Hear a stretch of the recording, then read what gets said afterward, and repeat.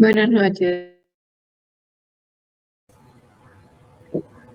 Muy buenas noches a todos los compañeros y a César. ¿Cómo está César? Buenas noches. Sí, muy buenas noches, compañeros. Alberto, May, Luz, Mayeysi, bienvenidos. ¿Cómo están? ¿Me escuchan bien ahí? Sí, claro. Excelente, excelente. César, escucha claro. Ok, perfecto. ¿Pueden ver mi pantalla? Estoy proyectando ahí, ¿ya se puede ver mi pantalla? Buenas Se ve noches, sí, profesor. se ve la presentación muy bien. Ok, muy amable, Alberto, gracias. Gracias, profe. Con gusto. Bueno, vamos a esperar 5 minuticos, como es de costumbre, para entonces dar inicio a esta actividad de esta noche. La idea es que esta misma noche, pues, desarrollemos también un simulacro relacionado, pues, con el tema en mención en la invitación, que es el control posterior y selectivo. Entonces, en 5 minutos daremos inicio.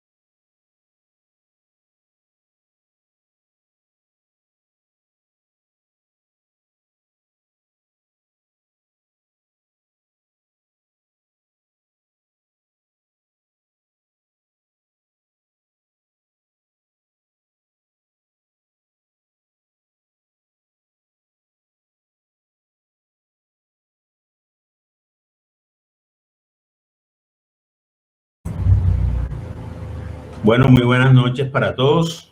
Cordial saludo, bienvenidos. Esta noche vamos a desarrollar nuestra clase número 3 relacionada pues con el control posterior y selectivo dentro del proceso que desarrolla la Contraloría General de la República en el proceso de control fiscal.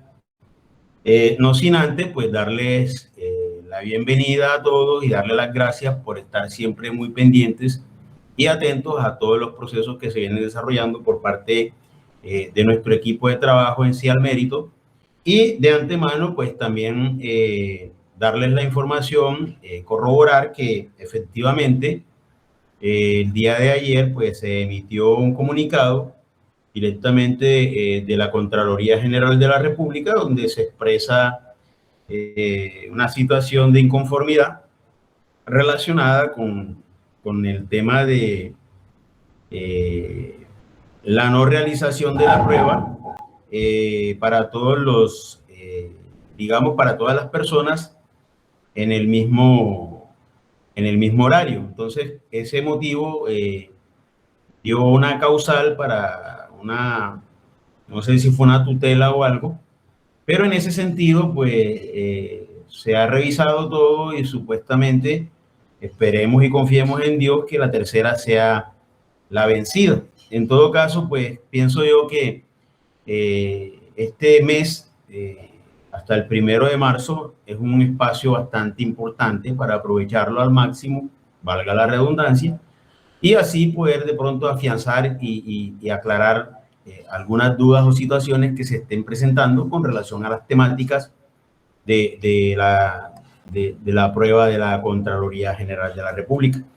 Todos sabemos que esta entidad es una entidad muy técnica y que en base a eso, pues tenemos que doblar esfuerzos en conocimiento, doblar esfuerzos en capacidades y todas las estrategias que son pertinentes y necesarias para poder afianzar nuestro proceso en aras de ganar este concurso. Nuestra metodología siempre ha tenido pues esta oportunidad de avanzar con temas y enseguida tratar de hacer un simulacro para revisar los avances. Esta noche no va a ser la excepción, vamos a también a realizar un simulacro. Una vez terminada la primera parte, usualmente nosotros hacemos 2 bloques, un bloque donde se dicta la charla o la clase y el otro bloque donde usualmente se hace el respectivo simulacro. Entonces, no siendo pues otro el motivo, quiero dar inicio recordando pues que en la clase pasada hablábamos del control concomitante. El control concomitante es un control de acompañamiento y que se decía que era muy importante porque es el que de cierto modo denota la advertencia sobre el ejercicio presupuestal del gasto que hace el gestor fiscal. En este caso, concomitante y preventivo advierte. Y el posterior y selectivo, pues, que es el que nos compete esta noche, pues es otro tipo de control que ejerce la Contraloría, pero que como su nombre lo indica, es vigencia ya ejecutada. Entonces, la palabra posterior quiere decir después, y el hecho de que sea selectivo es porque de un gran número se seleccionan algunos, digamos, contratos, se seleccionan algunos documentos, se seleccionan algunas evidencias que puedan de pronto en un momento determinado invitarnos a determinar qué ocurre en un determinado proceso de ejecución. Quiero que me confirmen si se escucha de manera clara, por favor, si son tan amables. Fuerte y claro, César. Muy bien. Entonces, avanzamos.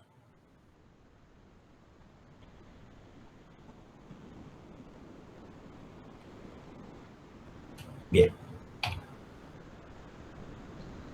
En este segundo punto, en el primer punto, pues hablábamos también de las características del control posterior y selectivo, y decíamos que el control posterior y selectivo es una función constitucional asignada a la Contraloría General de la República, orientada a vigilar la correcta gestión de los recursos públicos después de su ejecución mediante procedimientos técnicos y objetivos.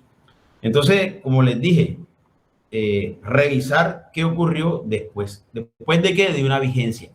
Digamos, en el ejercicio que hace la Contraloría, vamos a ver la ejecución que hizo el alcalde en el 2023, en el 2024, en el 2025. Entonces, en este sentido, la única forma de poder vigilar una actuación de un gestor fiscal en este momento sería a través del control concomitante, que digamos marcha, acompaña, pero que no es el ideal. El ideal de pronto, o lo usual es que se haga posteriormente. Digamos que esta herramienta, como lo anoté en la clase pasada, del control concomitante, es una herramienta que va de la mano y que cumple esa advertencia, pero evitando que vaya a haber un descalabro al patrimonio, que el gestor fiscal ejecute bien todas las actuaciones en la parte contractual, en el tema de administración de bienes y recursos, en la plata que viene del Sistema General de Participaciones, producto de regalías, y también, pues obviamente, cualquier particular, persona natural, que en algún momento, por algún convenio o algún tipo de situación particular, maneje recursos del Estado. Entonces, eso como para tenerlo bien clarito ahí, y que todos los que estemos aquí podamos ir en la sintonía de la temática de la Contraloría General de la República a través de estos ejercicios de control.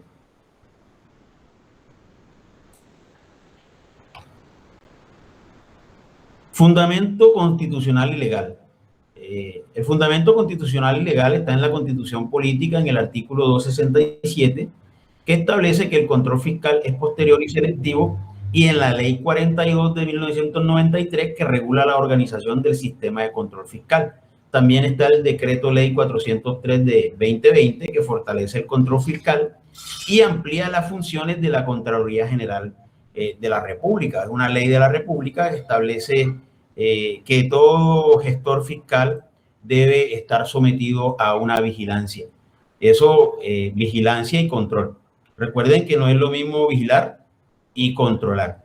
Entonces, en ese sentido, las entidades, toda entidad del Estado que ejecute presupuestos de dinero de la nación, o incluso en los entes territoriales, en los departamentos, en los distritos, en los municipios, que así bien pues se considere,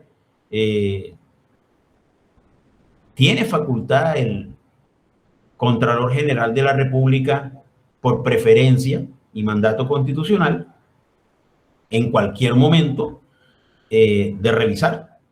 La idea es que no se pierda ningún recurso, que se ejecute adecuadamente el dinero que ha sido enviado para ejecutar una obra, para realizar una inversión específica del sector social, del sector ambiental, del sector educativo, y a bien de todas las, digamos, todos los sectores de nuestra nación, de nuestra economía, que de manera directa o indirecta, digamos, son pertinencia de la Contraloría revisar y guardar efectivamente que estos señores gestores fiscales hagan bien su trabajo. Yo escuchaba por parte de una persona experta en este tipo de temas, que estas facultades que le dan al Contralor General de la República para ejercer el control concomitante, digamos, de cierto modo son buenas, pero se prestan también por parte del gestor fiscal para malas interpretaciones.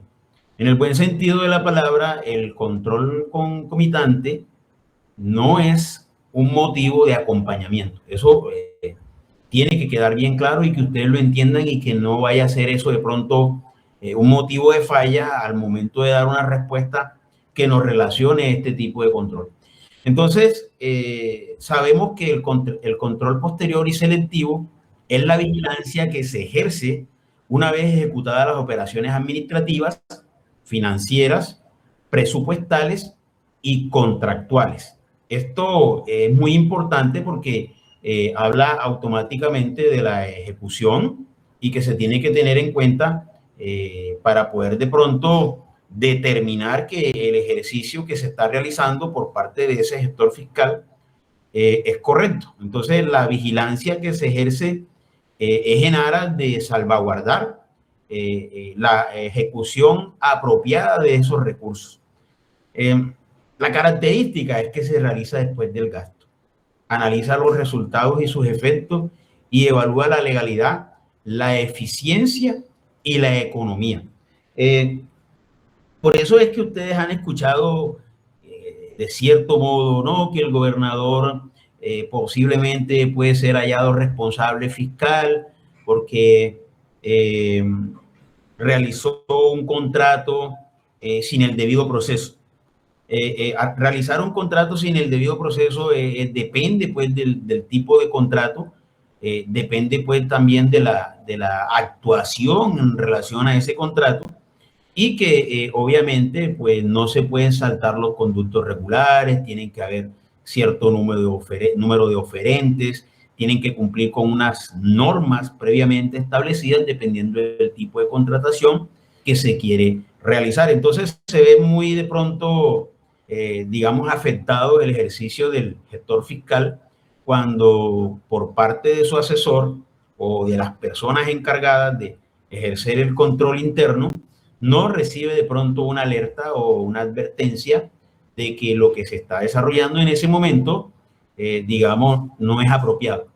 Miren, los primeros en realizar un ejercicio de control a nivel interno dentro de las organizaciones es el control interno. Pero se observa por parte de la Contraloría General de la República y sus delegadas y la DIARI que muchos de estos organismos o estas dependencias de control interno, digamos, no hacen bien su labor. Y no la hacen bien porque producto de ello, pues, el descalabro que sufren los departamentos, los organismos administrativos, los entes que administran recursos en municipio, incluso, digamos, en los mismos, las mismas dependencias del Estado. Miren el caso que ocurrió con la contratación de los carrotanques en este gobierno. No se hicieron las debidas diligencias para hacer este tipo de contratación y obviamente pues la Contraloría advirtió del riesgo, se hicieron las investigaciones y de ahí, recuerden que todo proceso de apertura de responsabilidad fiscal tiene o todos estos hallazgos están clasificados, pero de manera general todo hallazgo es administrativo. Todo hallazgo es administrativo, pero se encuentran distribuidos en 3 rubros específicos. Yo lo dije en la clase pasada, el hallazgo fiscal, en el cual la Contraloría de manera directa impondrá pues encontrará pues las responsabilidades de este gestor fiscal y hará pues las medidas cautelares necesarias para resarcir ese daño. El hallazgo de tipo penal que va directamente al tema de fiscalía y el hallazgo disciplinario. Miren que a veces nuestro país estaba habido de ejercicios de ley importantes porque nosotros nos dábamos cuenta cómo en los diferentes departamentos, en los diferentes municipios, en los organismos del sector central que administran recursos del Estado, encontrábamos gestores fiscales que hacían daños inmensos al patrimonio y luego muy orondos y muy sorondos por ahí sin ningún tipo de juzgamiento. Miren, en estos días observaba cómo se le imponía una medida preventiva ya de la libertad a un gestor fiscal del municipio de Cereté hace 20 años, hace 2 décadas. El monto del daño al patrimonio fue cercano a los 500 millones de pesos. Entonces, en ese sentido, 500 millones de pesos hace 20 años, podríamos decir que es una cifra astronómica, superando pues los topes de los 10.000, 15.000 millones de pesos hoy o más. Pero con 500 millones de pesos, 20 años usted manejando eso, usted hace lo que usted ha querido en la vida. Y hoy, al día de hoy, fueron hallados penalmente responsables y obviamente pues se han dictado ya las medidas pertinentes por parte de los organismos que a bien lo deben hacer, producto de los hallazgos de responsabilidad o los procesos de apertura de responsabilidad fiscal que se hicieron en su momento sobre la ejecución de este gestor fiscal. Entonces ahí pues hay que, dicen la justicia tarda, lenta, pero llega. Pero la idea no es que se demore tanto. Entonces en ese sentido, se hacía una pregunta sobre estos procesos de responsabilidad fiscal de estos gestores fiscales, donde muchas veces el gestor fiscal fallece. Entonces, mucha gente piensa de que muerto el responsable, muere la deuda. Resulta que no. La Contraloría General de la República, en su ejercicio en aras de resarcir daño al patrimonio, establece que si llegara a fallecer el imputado responsable, hallado o si ya hallado responsable fiscal dentro del proceso y digamos, este fallece, los hijos asumen esas responsabilidades en función del patrimonio que ha sido declarado en medida cautelar por parte o a este responsable. Lo que les quiero decir es que el responsable fiscal, una vez inmerso dentro de la apertura del proceso de responsabilidad, no evade su responsabilidad ni con la muerte. El daño al patrimonio está, las medidas cautelares están y el objetivo es resarcir el daño. Entonces, es un ejercicio que tiene prevalencia sobre cualquier otra actuación de tipo legal y hasta que no se logre resarcir ese daño, no puede haber otro ejercicio por encima del que ejecuta la Contraloría General de la República por la preferencia que le da la norma. ¿Hasta ahí estamos claros?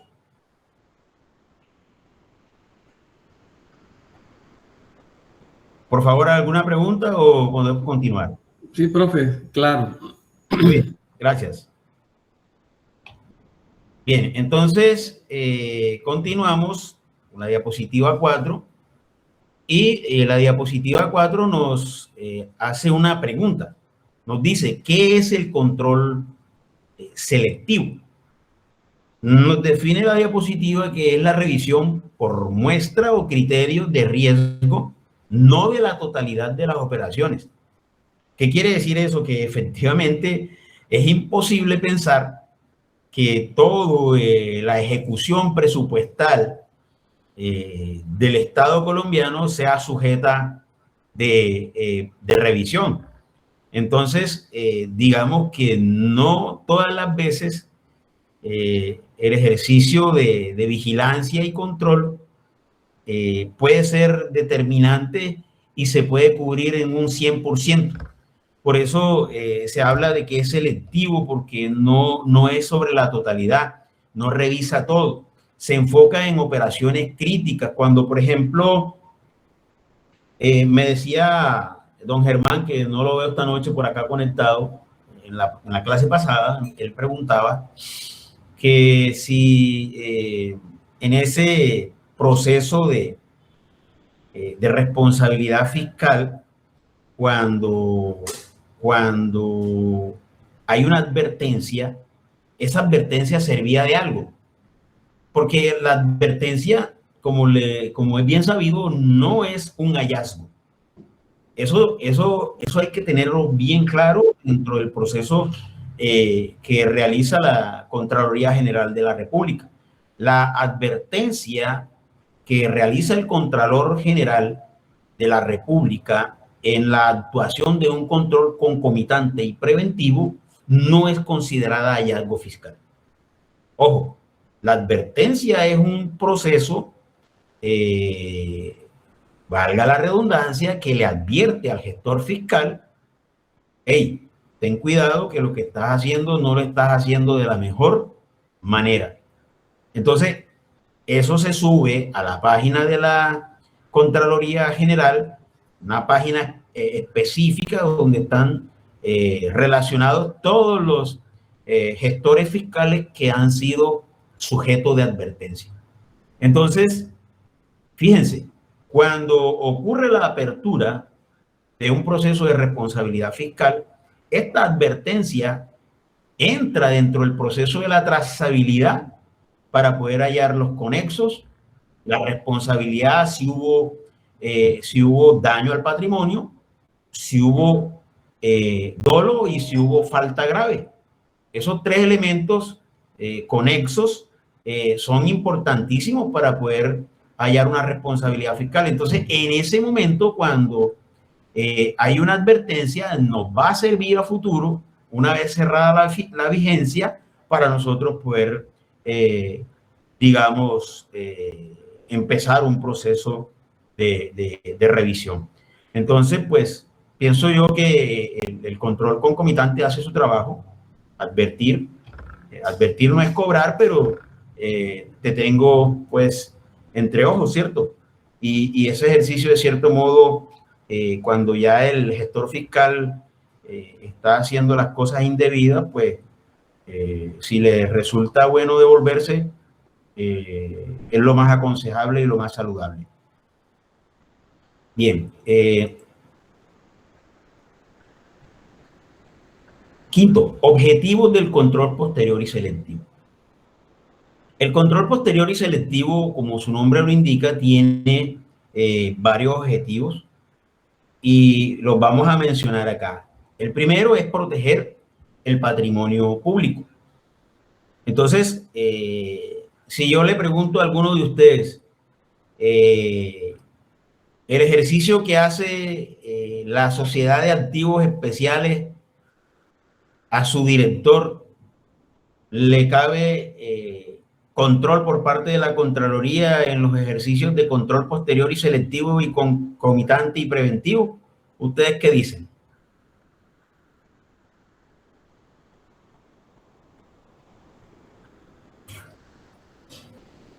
¿Qué piensan ustedes? ¿Hice la pregunta muy rápido o la vuelvo a formular? Formule nuevamente, profe, por favor. Claro, con todo el gusto. Nosotros en este país tenemos una entidad que se llama la SAE, Sociedad de Activos Especiales, ¿cierto? Que es donde van a parar la gran mayoría de esos bienes que han sido objetos de extinción de dominio y que, cierto modo, pues son quitados al narcotráfico, a las bandas criminales y a todos estos organismos que en su afán desmedido causan daño a la sociedad y de cierto modo estos bienes buscan tratar de, digamos, en cierta medida, ser vendidos para ser invertidos y poder de pronto indemnizar a estas personas que han sufrido este tipo de daño. Entonces mi pregunta desde ese ámbito de lo que hace la Contraloría es: ¿ejerce control posterior y selectivo y concomitante y preventivo sobre el director de esta entidad, la Contraloría General de la República? Yo diría que sí, profe. ¿Por qué, Álvaro? ¿Por qué crees tú que sí? Porque como él está aquí dice que uno de los objetivos es proteger el patrimonio público, verificar el uso eficiente de los recursos, detectar irregularidades, determinar responsabilidades fiscales y promover la transparencia, pues él tiene que estar atento a todas esas inquietudes y todas como esas sugerencias que le hagan sobre esos activos o sobre esos bienes que de pronto están incautando, pienso yo. Bien, por ahí va la cosa, Álvaro. Entonces, en cierta medida, este director de la SAE o directora o quien ejerza, obviamente, salvaguardar el patrimonio público.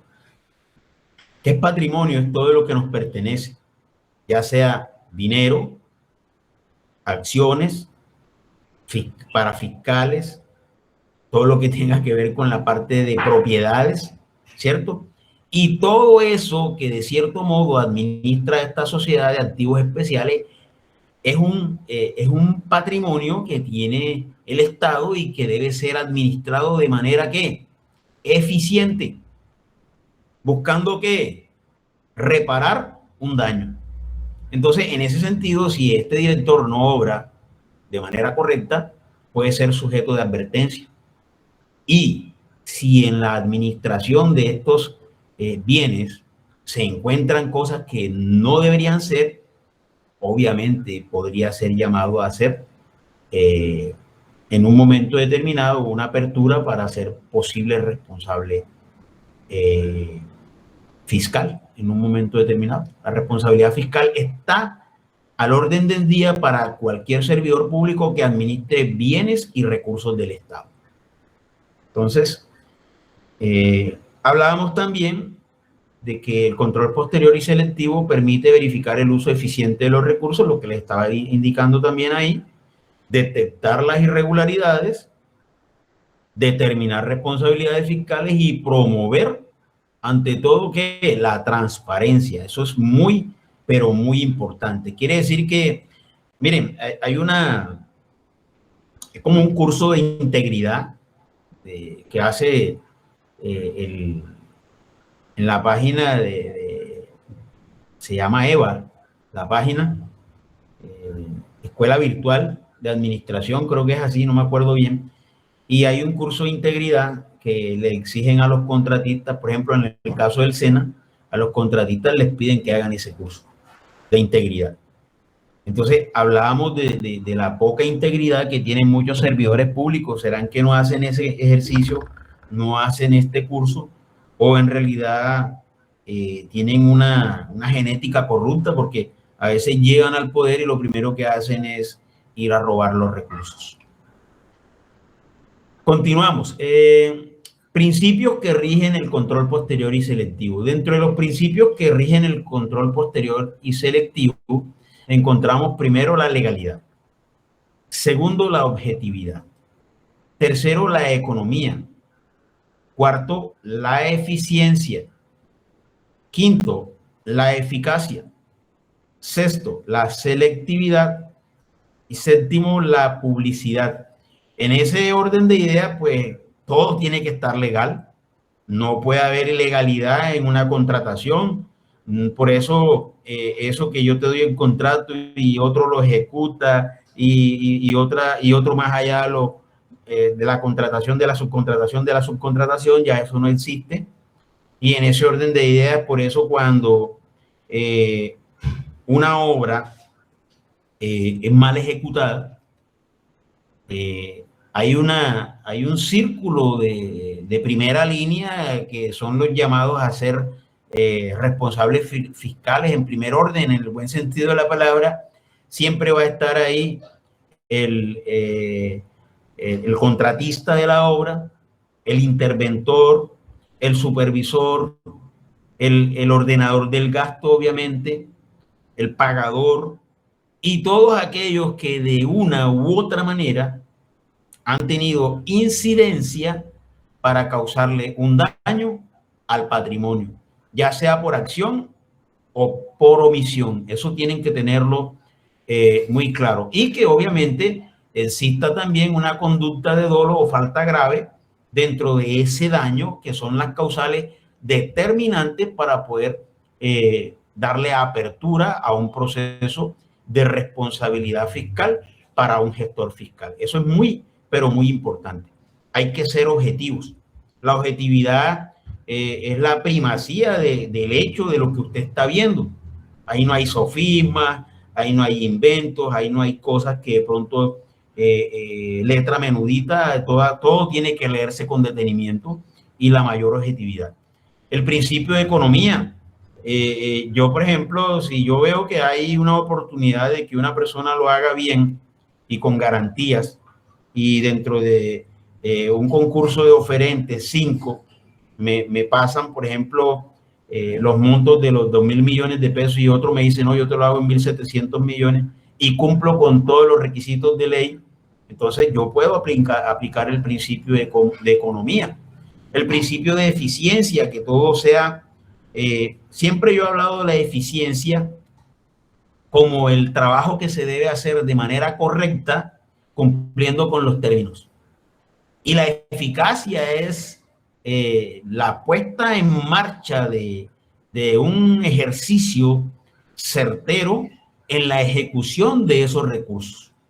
Lo de selectividad es efectivo en el sentido de la palabra, porque permite en un momento determinado hacer las alertas tempranas sobre lo que usted ve que no va de pronto andando bien en un momento determinado, y darlo a conocer al público. Es algo que prima, que no se hace tras bambalinas, que no se hace a puerta cerrada. Yo siempre he dicho que el servidor público en sus oficinas debe ser de puertas abiertas a la ciudadanía. ¿Por qué? Porque el objetivo del servidor público, su fin es servirle a la ciudadanía.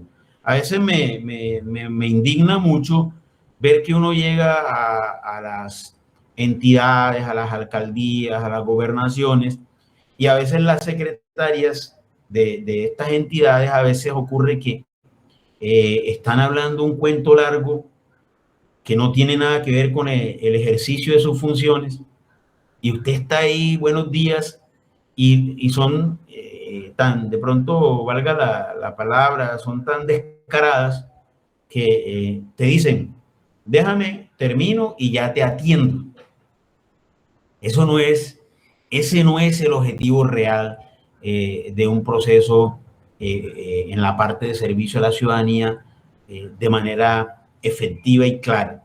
No, el ejercicio ideal es apagar el celular y decirle al ciudadano, muy buenos días, muy buenas tardes, ¿en qué te puedo servir? ¿En qué te puedo servir? Porque es servicio. Entonces, eso es muy importante que lo tengamos bien clarito.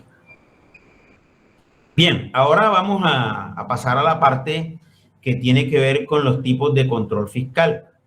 Dentro de estos tipos de control fiscal, del posterior y selectivo, se desarrollan el control financiero, el control de legalidad, el control de gestión, el control de resultados, la revisión de cuentas y la evaluación del control interno. Fíjense que ahí es determinante el ejercicio que hace la entidad en su departamento o en su área de control interno. ¿Qué es control financiero? Bueno, para mí control financiero es revisar todas las cuentas, ¿cierto? Desde la ejecución del presupuesto, las inversiones, las compras, todo lo que tenga que ver con los inventarios y todo eso que de una u otra manera ha resultado con un egreso o con un ingreso en recursos a esa entidad. Entonces yo tengo que hacer control financiero. El control de legalidad es que todo esté soportado, que existan las facturas, que existan los recibos, que existan los soportes, que el inventario de bienes concuerde con lo que actualmente están distribuidos en las oficinas y que absolutamente todo esté cuadrado. El control de legalidad no es otra cosa que hacer las cosas de manera ¿qué? Correcta. Control de gestión, que es importante porque a veces por falta de gestión se puede causar daño al patrimonio. Una gestión apropiada es considerable como causante de daño. Cuando usted no hace el ejercicio con responsabilidad y en atención a lo que es pertinente, efectivamente eso nos puede causar un daño. El control de resultados hace referencia a eso que nosotros tenemos que revisar. Si la plata que yo invertí aquí se ve en el resultado de ese parque, en el resultado del beneficio de esos niños que están yendo a las escuelas y que en el plan de alimentación que ejecuta la escuela se le esté dando la minuta de manera correcta a los niños, que si se compraron X números de computadores tengan las calidades necesarias, que tengan todo lo que es pertinente para que el ejercicio y la puesta en marcha de ese programa de manejo de TICs sea con todos los recursos apropiados y necesarios, que no falte nada, que si se compró el computador se tenga el mouse, que se tenga este aparatico para evitar el mal del túnel carpiano, que se dé todo, absolutamente todo lo necesario para que cuando vayamos a mirar los resultados, estos sean los que en cierto modo se habían planeado y se habían proyectado. La revisión de cuentas, miren, siempre hay un ejercicio de rendición de cuentas. Rendición de cuentas es cuando usted dice lo que hizo. Revisión de cuentas es cuando viene el ente de control y te dice, ven acá, muéstrame esto, muéstrame aquí, revísame esto acá, por favor, muéstrame aquí, facilítame esta nota de débito, facilítame esto acá, este ingreso porque vino por aquí, en fin, toda una serie de actuaciones dentro del proceso de revisión que le permiten a este auditor hacer un ejercicio apropiado y saludable del proceso de control. Y por último, pues la evaluación del control interno, que yo siempre he dicho es la primera en dar alertas, es la primera en advertir de que el ejercicio que se está haciendo está tomando un rumbo inesperado y que si no se endereza esa actuación, pueden haber las consecuencias que muchos de nosotros conocemos, a dónde van a parar todo este tipo de actuaciones indebidas. Entonces, es muy, pero muy importante. Bien, por favor, tenemos un aviso ahí en 14 minuticos para que cuando estemos ahí a la expectativa me estén avisando. Recuerden que una vez termine este primer bloque, vamos a pasar al otro bloque para poder de pronto realizar todo de manera completa y hacer el simulacro. Continuamos. Dentro de las herramientas del control posterior y selectivo están las auditorías fiscales, las actuaciones especiales de fiscalización, las indagaciones preliminares y los procesos de responsabilidad fiscal. Las auditorías fiscales son las que en un momento determinado el equipo auditor llega, organiza, revisa y determina si estos hallazgos pueden dar pie a que exista una apertura para un gestor fiscal.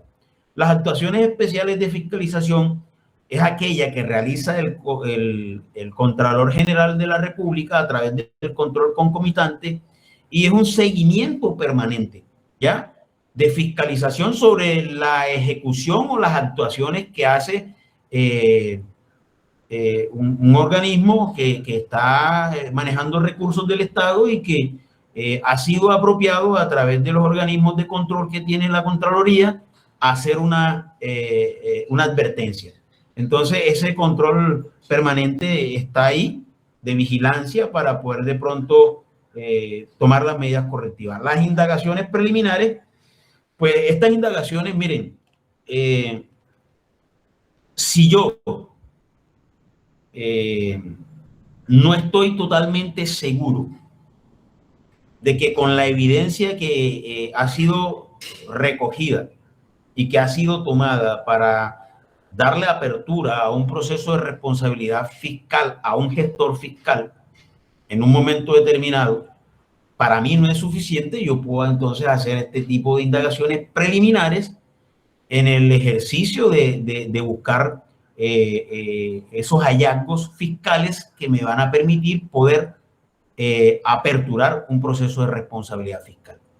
Y en los procesos de responsabilidad fiscal, pues son cuando ya estos han sido determinados. Sí, yo pienso de que las causales están, el daño al patrimonio está, lo hizo con dolo, es una falta grave, hay conexidad y no hay más nada que hacer. Darle apertura al auto de responsabilidad fiscal y resarcir el daño al patrimonio.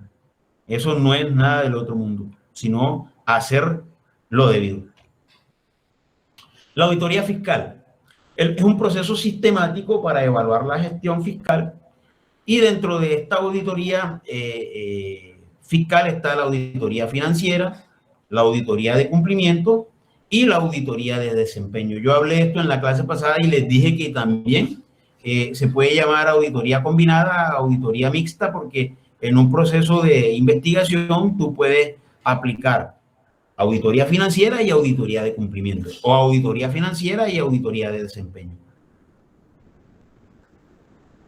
La auditoría financiera dice que su objetivo se puede hacer de manera independiente.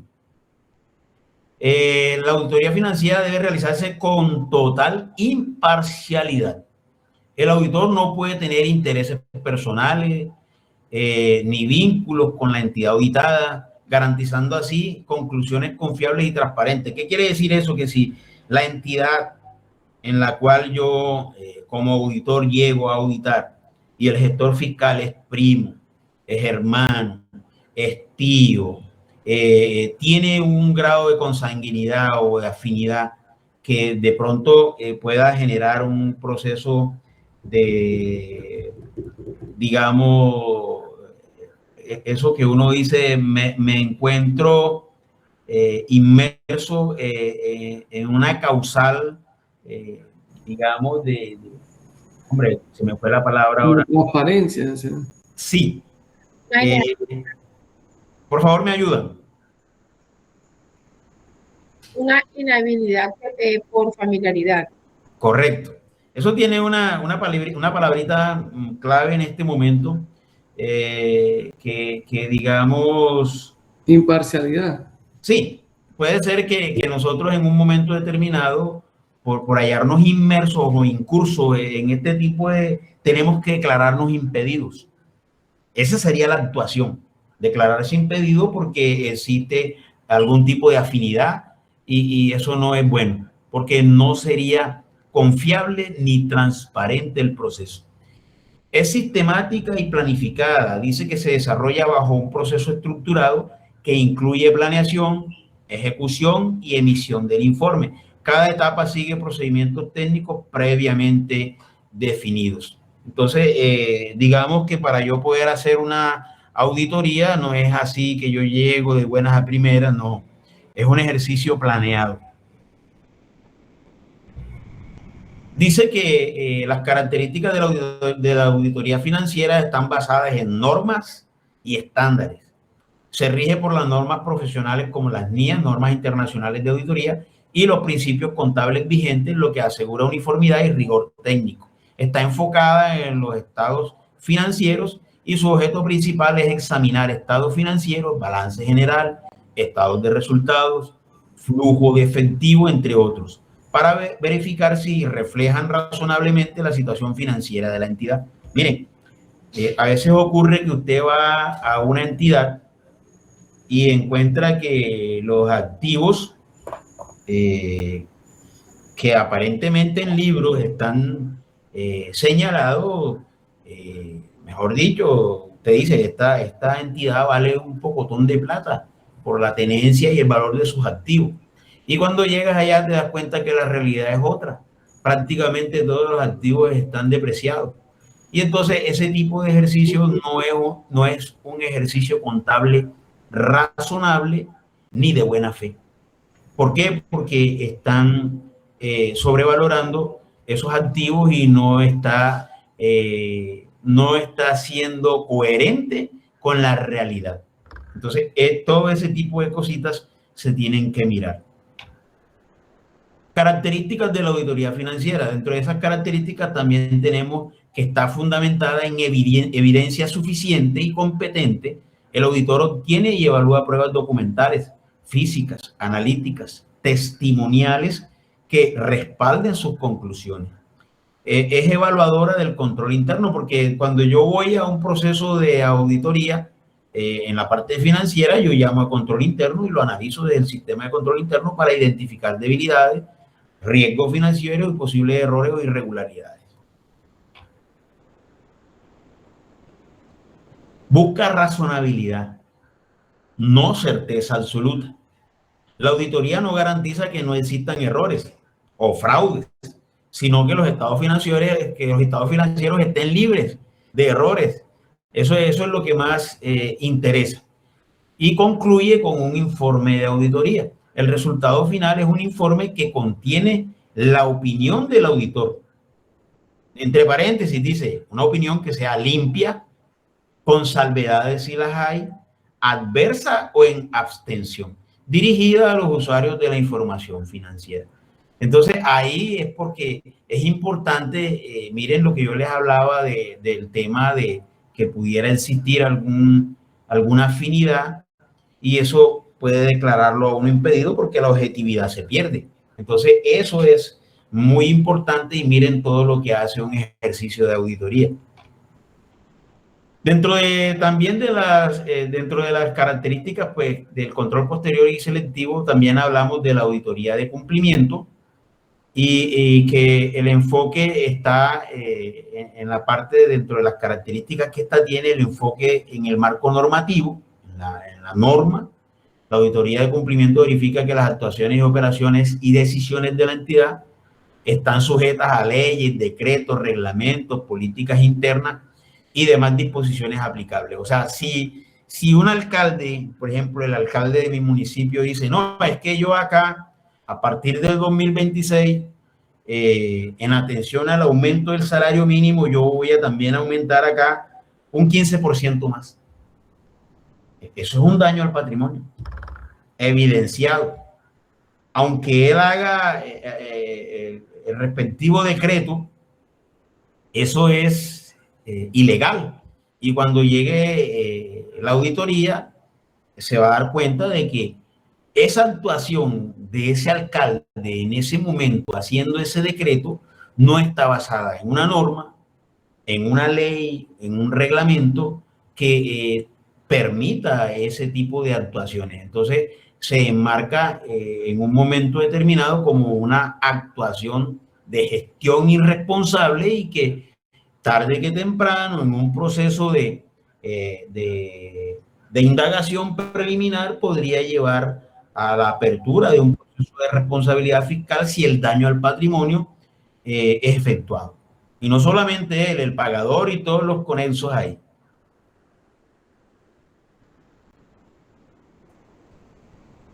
Tiene un carácter legal y reglamentario. Su objetivo principal es determinar el grado de observancia de las normas jurídicas, contractuales y administrativas, especialmente en el uso y gestión de los recursos públicos. Miren, la Contraloría General de la República es un organismo supremamente técnico y por eso ustedes verán la cantidad de abogados, la cantidad de contadores, la cantidad de economistas, administradores y todas estas ramas de las ciencias administrativas, políticas y contables dentro de la entidad haciendo lo mejor. Entonces, siempre sujeto a qué? Al reglamento y al carácter legal. También se evidencia que la auditoría de cumplimiento es objetiva e independiente y se realiza con imparcialidad y autonomía técnica del auditor, garantizando juicios profesionales libres de conflictos de intereses o presiones institucionales. Tú a mí no me puedes venir a presionar, alcalde no lo puedes hacer, concejales no lo pueden hacer, la Duma departamental no puede hacer ningún tipo de presión en el ejercicio que hace la Contraloría departamental o distrital en un momento determinado.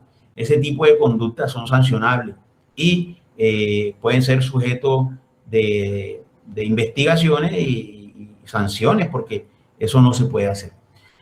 Es sistemática y metodológica, se desarrolla mediante un proceso estructurado que incluye la planeación, la identificación de los criterios de cumplimiento, la ejecución de pruebas y la comunicación de esos resultados pues, hallados en ese ejercicio. También encontramos que la auditoría de cumplimiento está basada en criterios verificables, no en sujetos o en suposiciones o en supuestos. No, los hallazgos se sustentan en criterios normativos claros y previamente definidos, lo que permite, digamos, evaluar de forma objetiva el cumplimiento o el incumplimiento. Y la obtención de evidencia suficiente y competente, el auditor recopila pruebas documentales, legales y procedimentales que respalden los hallazgos y las conclusiones emitidas. Esto es muy importante. Aquí nos damos cuenta que este ejercicio de la auditoría de cumplimiento no es que a mí me dijeron que supuestamente, no es que a mí me informaron que podría ser que de pronto se pueda dar o que no. No estamos hablando bajo la premisa de supuesto. Aquí se tiene que verificar la claridad, que los hallazgos estén y que sustenten la realidad de esa investigación. Entonces, en ese sentido, no podemos decir que la Contraloría hace mal el trabajo porque escucha a fulano y ya con ese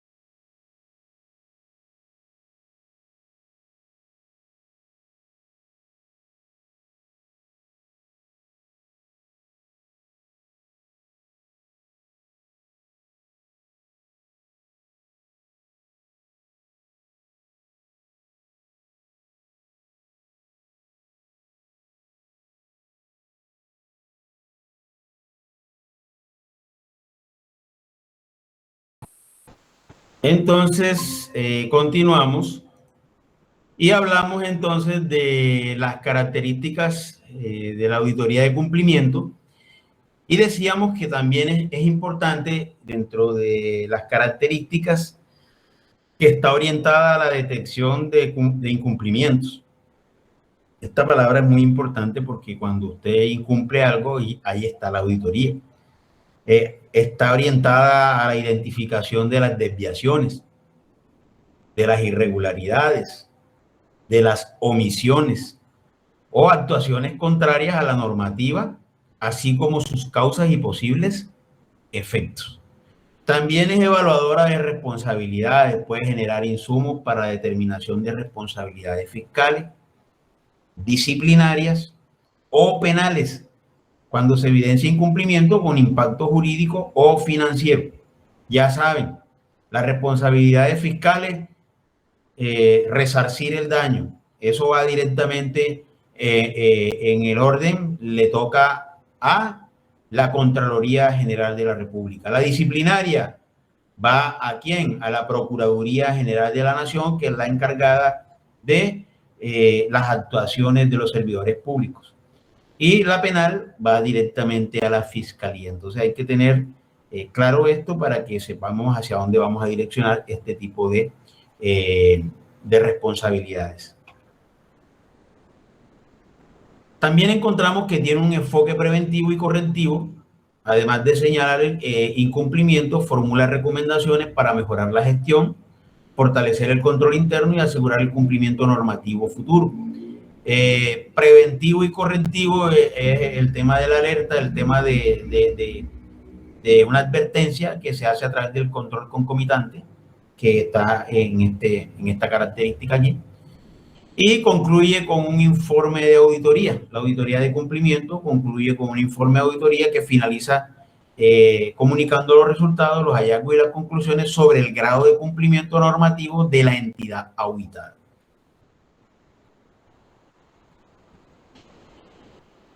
Otra característica tiene que ver con el enfoque en la gestión pública.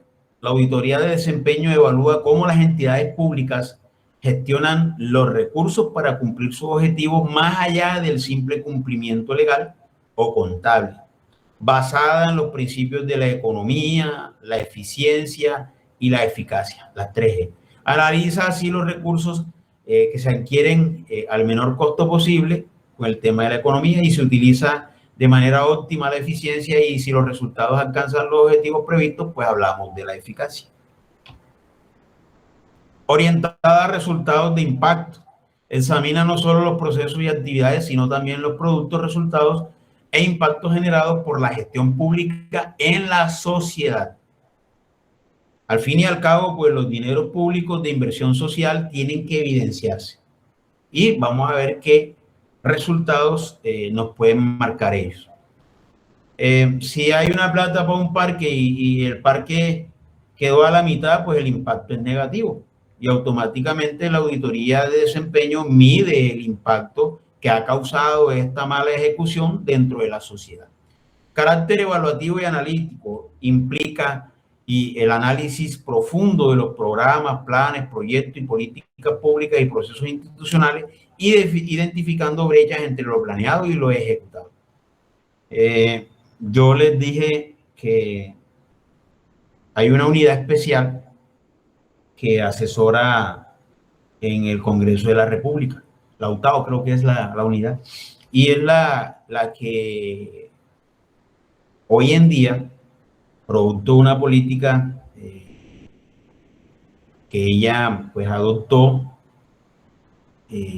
podemos hablar de que las madres comunitarias hoy tienen todo lo que tienen gracias a ese ejercicio por parte de la Contraloría General de la República. También hablamos de la auditoría de desempeño con unas características en la parte del uso de criterios múltiples y flexibles.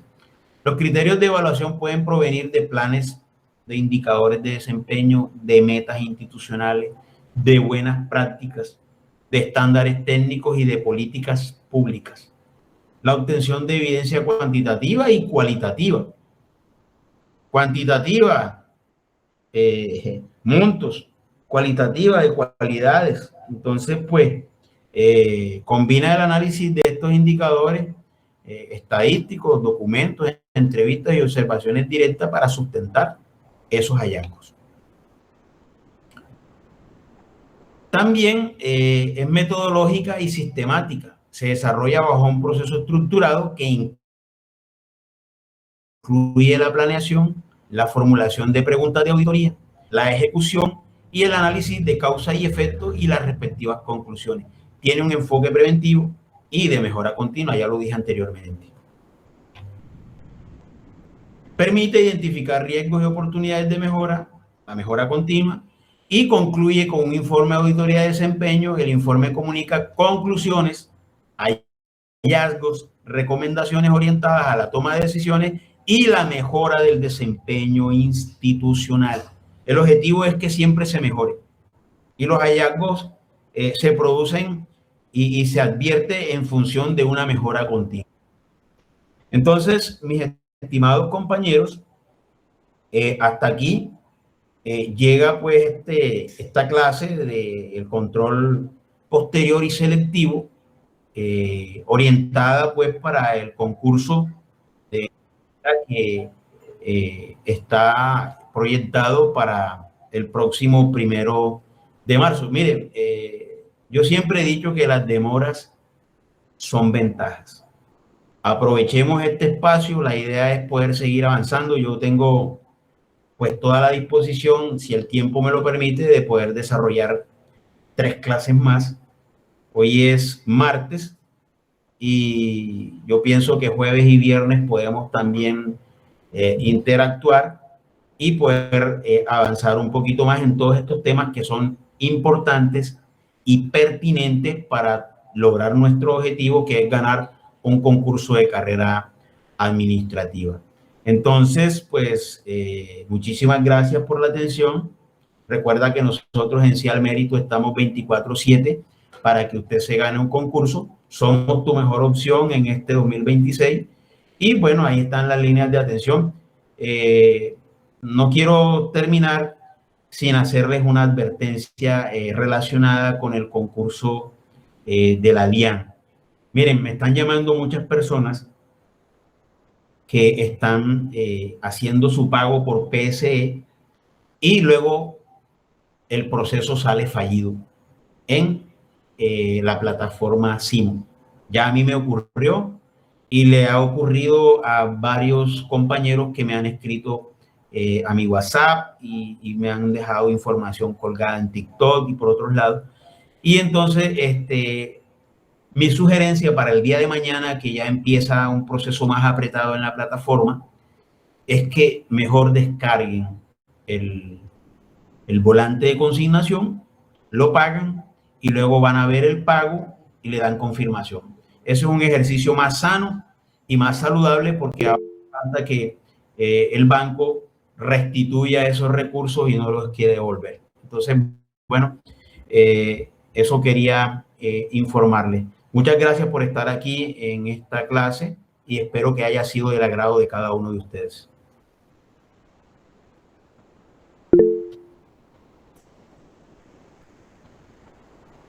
Bien, ¿alguien tiene la manito levantada? Jenny, por favor, adelante.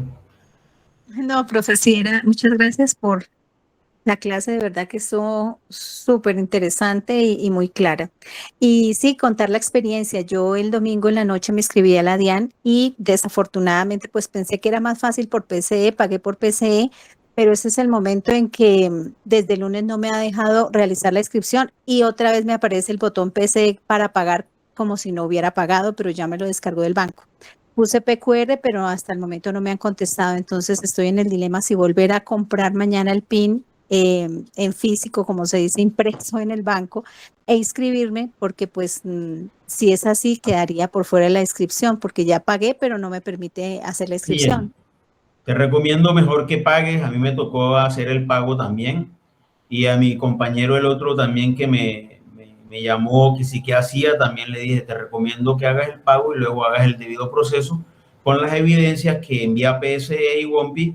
Tú los descargas en un PDF, vas a la sucursal y allá entrega las evidencias de que te debitaron, pero que el proceso fue fallido, para que puedan restablecer el recurso. ¿Listo? Gracias, profe. Ok, perfecto. Bueno, si no hay más preguntas, podemos entonces iniciar el simulacro. Vamos a cerrar acá. Por favor, entonces, lápiz y papel, para en ese orden de ideas yo ir mostrando y ustedes van desarrollando. La idea es poder darle 1 minuto 30, así como lo hemos venido desarrollando, para que todos puedan interactuar.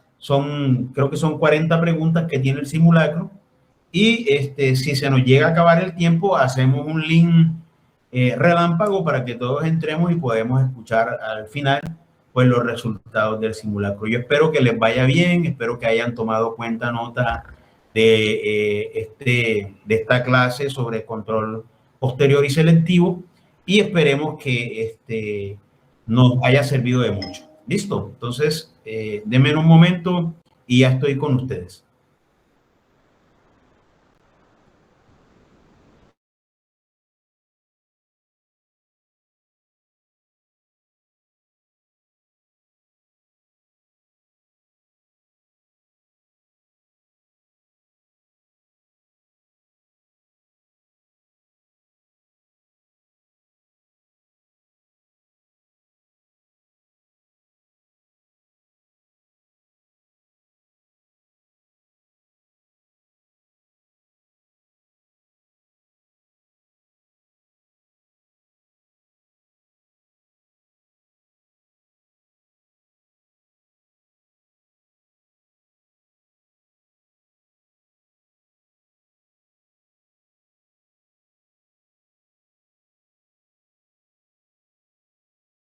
Me regalan 5 minuticos, voy a hacer un ajuste y ya enseguida proyecto. Podemos tomarnos un poquito de agua y ya comenzamos.